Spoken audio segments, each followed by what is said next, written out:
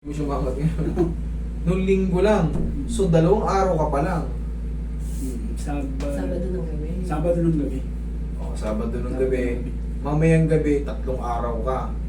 Pero that's normal pa. Pero, siyempre, sa pakiramdam mo, hindi to normal. Naaangat ko to eh. Pero what I mean, automatic kasi magre-retaliate yung pamamaga sa loob. Para ka lang natapilok. Natapilok ka.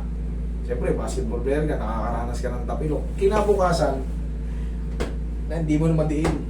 Ganun na tayo. Because magsuswell siya. Ngayon, dahil nga 2 days and a half, sabi natin 3 days, normal pa yan hanggang 5 araw. Pero siyempre, dahil nga sabi ko, hindi yan normal sa pakiramdam mo kasi naaangat mo yan. Ngayon, para mabilis ang recovery, siyempre, papalitan natin ang position. I-adjust natin. Because, natukot mo nga, malamang sumobra siya or na parang napapilipit yan. Ngayon, yan o, ayaw. Sakit na. Kailangan ng tulungan, nawala ng lakas. Kalimutin mo ba kayo kanan? Kanan. Doon pa kasi babalik yung ano niyan eh. Yung final na lakas niyan. Hindi kagad yung parang magic na balik lahat. Hindi. Swelling is swelling. Kasi ilang araw pa ka lang, 2 days or 3 days. Okay, tingnan natin. Pag ginanito ko bossing, nakatukod pala. Nakatukod, no?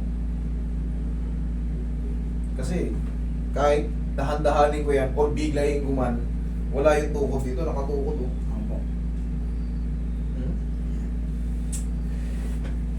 Pag gaganyan, tukod na tukod, magang-magayan. Siyempre, yariin natin ang power liniment natin. Huwag mong kaliwa. Nasa Yung kanan ganyan ako, sir. Pag ganyan, Oo, sir, kasi pag bump niya sa akin, medyo tukod nagano'n sa pag-ganon. Ibabalik ko ng pag-ganon. Ibabalik ko ng pag-ganon to. Kung magpukod ng pag-ganon, bumabalik itong pag-ganon. Parang umangat na yung feeling ko. Bumabalik.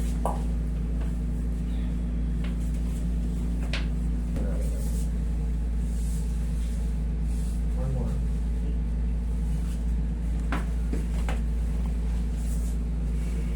Sige, mamaya ka, bossing. Kaya kong mamaya. Yan. Sige, tigasan mo lang yung siko mo papunta sa akin. Wag. Diba, nakat? Yan. Yung siko mo, sige, tigasan mo lang papunta sa akin. Sige pa. Yung, sarap. Diyan lang muna. Hayaan mo muna sumigaw.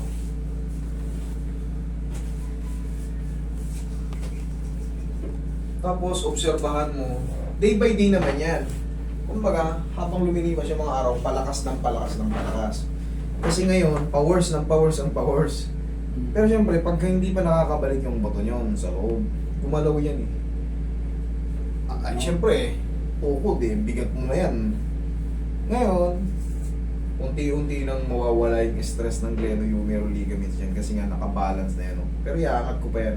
Pag ganito naman, idol, pabalik. Pag ganyan, nung una nasira, gumanon. Ginanong ko para umatras. Tapos, isa pang patras.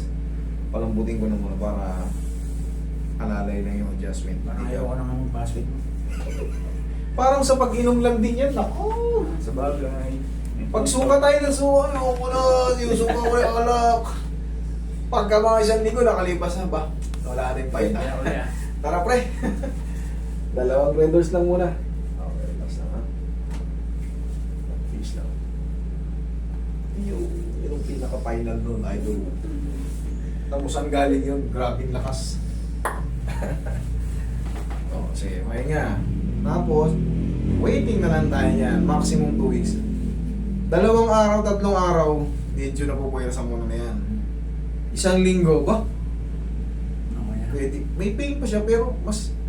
Tapos mga... Ayan na, pag 2 weeks na, normal ka na. 3 weeks, nagpaplano ka na. Ibangga mo nga. Ganun lang yan. O. I-try mo tulungan ngayon. Di ba ayaw kanina? Ganito ka. Ayan o.